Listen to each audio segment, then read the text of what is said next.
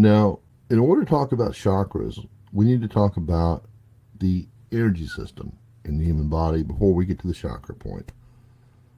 And there are three energy channels that we're going to focus on. Now, the energy channels are called nadis, and some say that there are up to 72,000 of those in our body. But for our purposes tonight, for the Kundalini flow, we're going to focus on three. Now, if you look at the diagram, you'll see that there are three different energy channels that flow through our body. The main center channel is the Sushumna. Now, you can think of it as a neutral energy. The other two channels both have a polarity. The center channel does not. The left channel is Ida, and it is the feminine energy. It is that Kundalini feminine side that you hear so much about. It's lunar energy, it's cooling, and as far as the polarity goes, it would be considered a negative polarity. It's the nurturing, divine, feminine side of this energy. On the right side, we have the Pingala energy.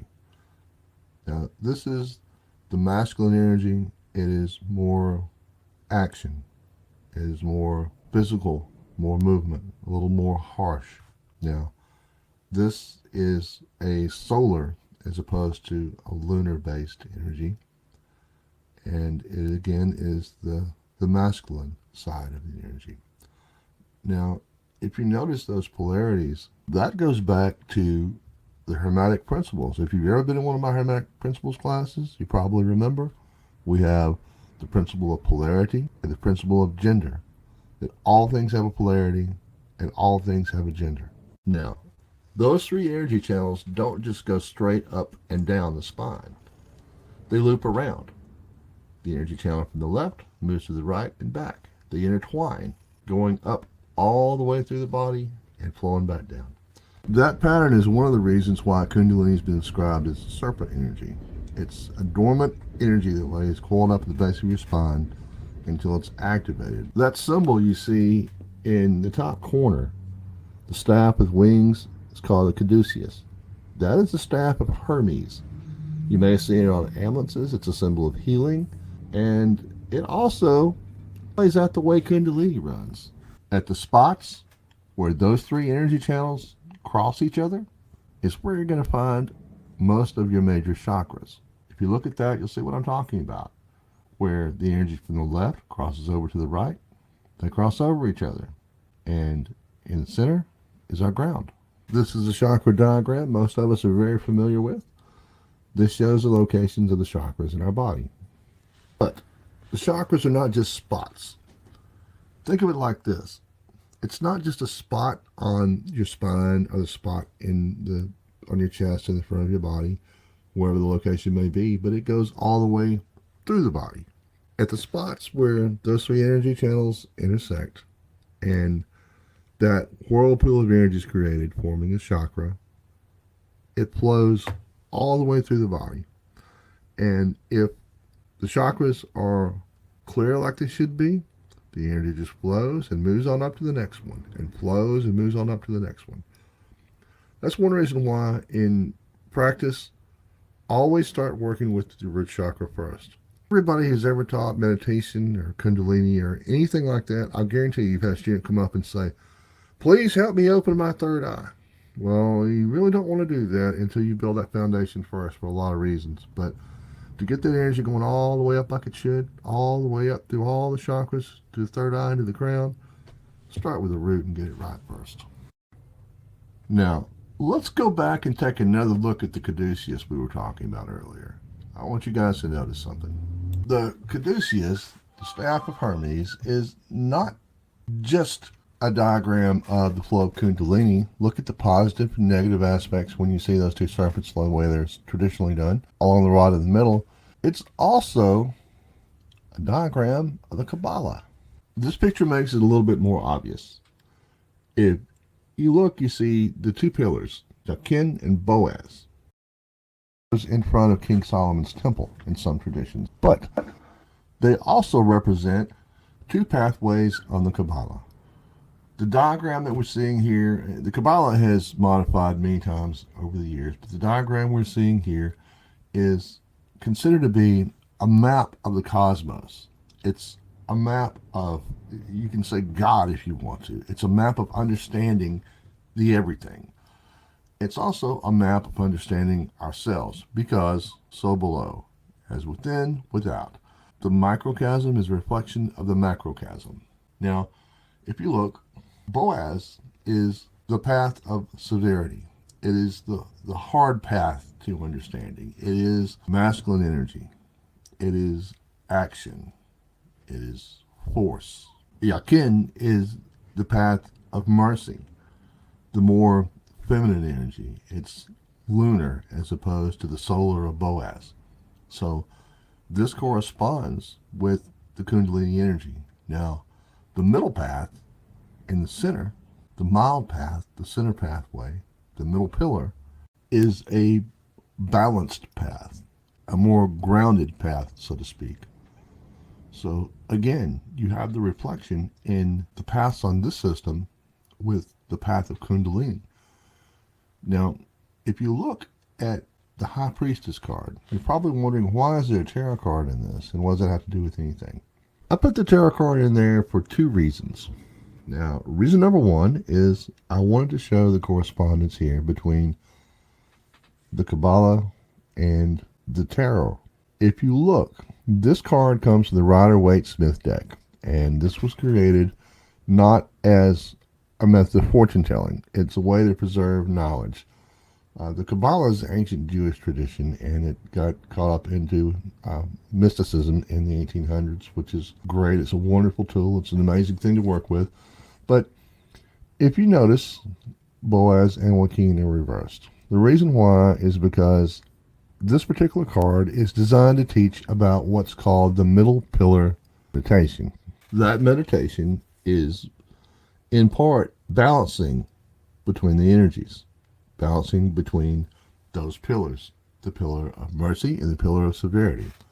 Boaz and Joaquin, by working on the middle pillar, the mild pillar, and meditating on the Sephiroth that are in the center there, which is almost the exact process you would use for a chakra meditation.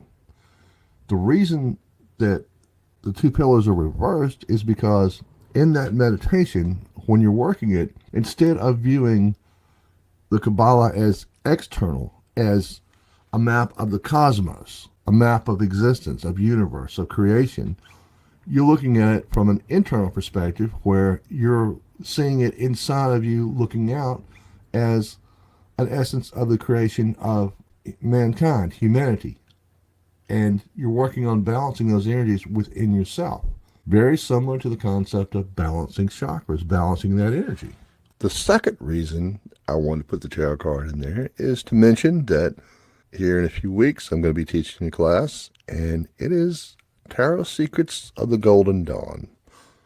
Some of you may know what a big deal that is, that I'm actually going to teach that. You're just probably wondering what the hell that means. So we've looked at what a chakra is and why they're in the locations they're in. It's because those are spots where all of the energy pathways cross and converge. That's why you have that circular wheel of energy there. When you put positive and negative together, you get a spark. It's the same concept with your chakras. Now, there's another piece to this puzzle that is followed in some traditions. The concept of the energy body. Have you ever heard talk about auras and visualizing and things like that? That's similar in part to the concept of the energy bodies. And in some of the exercises in Kundalini, like Earth to Sky Kriya, what you're doing is you're working on cleansing those energy bodies and ritualistically bring them into harmony, so to speak. We're not going to get deep into that tonight. I've got some stuff later on in this course that talks about that in detail, but for now, just know that they exist. So now that we've talked about some of the elements that make up the entire chakra system, let's back up a minute and talk about some of the meanings that we have assigned to the individual chakras. I say a sign because that was not always the way that chakras were meant to be. For our purposes, we're going to go with the Western tradition of the seven chakras and accept their defined meanings as is commonly understood. The colors of the chakras correspond to a frequency. Colors are frequency just like sound and energy is. So that's why you see the different colors on the chakras. It represents the different frequency that we associate with that chakra. And you'll find that a lot in sound healing. If you've ever been to a sound bath, which some of you probably have, the bowls used, the frequencies on those bowls correspond with the frequency of the chakra you're working on and the frequency of that color. The root chakra is generally concerned with stability, concerned with feeling safe, secure in all matters of life, really.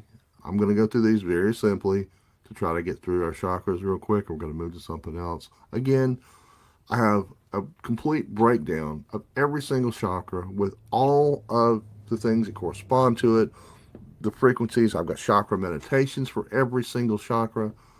I have everything that you can think of on the individual chakras in the online course that this is a little briefing on. I'll mention that a little bit later on, but if you want to know the real nitty-gritty details on the individual chakras, all that's there, along with more detail on everything we talked about so far. The sacral chakra is about creativity. It's about sexuality. It's about pleasure and enjoying life and being able to do so. Now, understand that if a chakra is wide open, then you may put a little too much emphasis into these aspects of your life. If it's closed, then you're not going to be able to enjoy those things, and it's going to keep you from really functioning on that level. That's why it's important that they are balanced so that you're not too far to the right, too far to the left, not too far to the severe pillar or to the pillar of mercy. That you're going down that middle pillar balanced where everything's okay. So, moving on. Solar chakra. You're talking about your self-confidence and self-esteem, personal power, and that affects a lot of other things in your life too. The solar being right, that really gives you the ability to stand out and do some things that you might not feel comfortable doing if it wasn't. Heart chakra. Love, compassion, including self-love. Another important part of the heart chakra is it's kind of the gateway between your lower chakras, which are more to do with the physical world, and once you get past the heart chakra, that's when you get into the cerebral. That's when you get into more things about esoteric ideas, about knowledge, about wisdom, about having a greater understanding for things, intellect.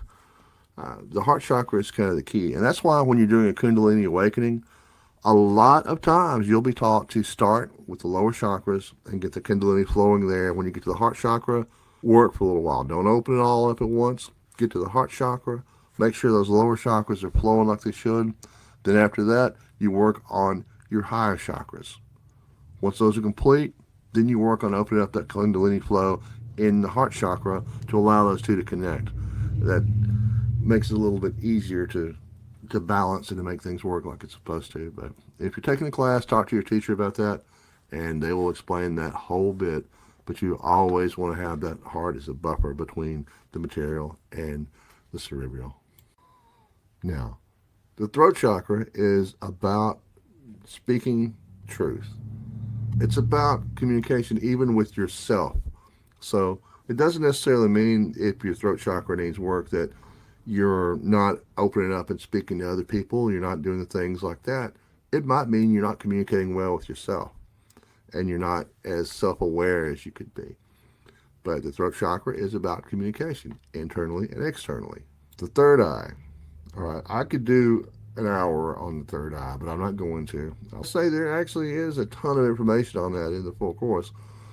But for our purposes, the third eye is about intuition, understanding, sometimes psychic abilities.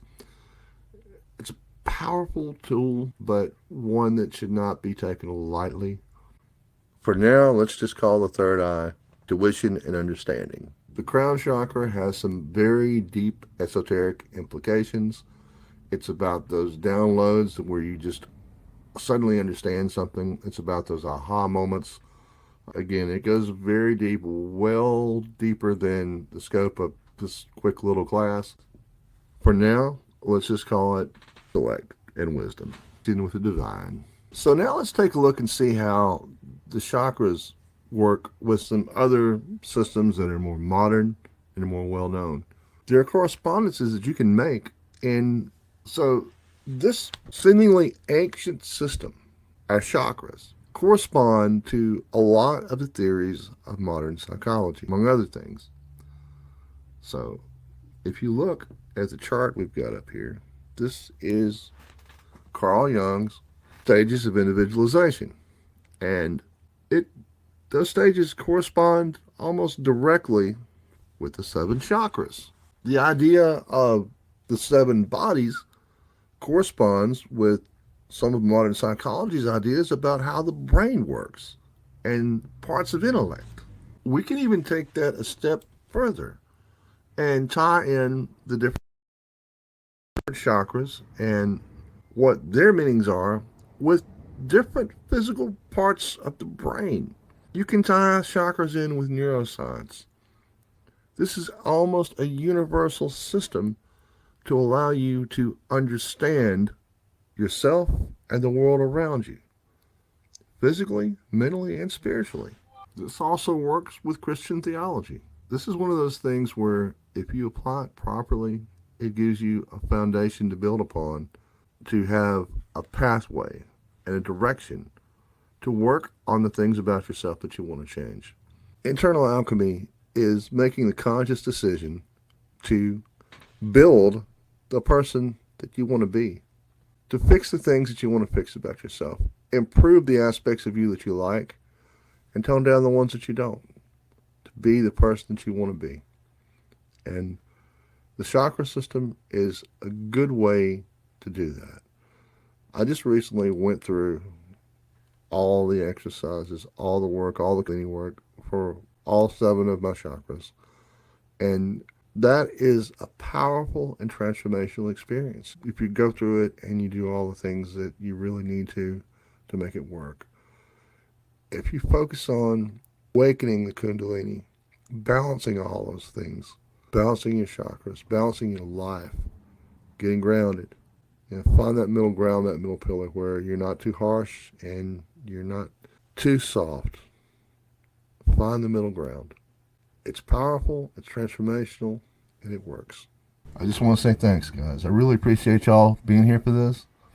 I'm so grateful, and I'm going to try to put out as much stuff as I can and share as much knowledge as I possibly can. Thanks, guys. So, I guess for tonight, that's it. I did have a guided meditation built for you guys, but unfortunately, I couldn't figure out how to get that logged into this thing in time. So, I'll drop some of those this week, and there'll be another one of these next Wednesday night on a different topic. And I'll send all that information out on the site. And if you're not there already, please go out and follow my Internal Alchemy Facebook page or on all the other platforms, guys. I pay a little more attention to Facebook, so I'm sorry if I didn't give you guys as much love, but I'm going to do these on a regular basis. And again, I am blessed and grateful to know each and every one of y'all. Thank you, and good night.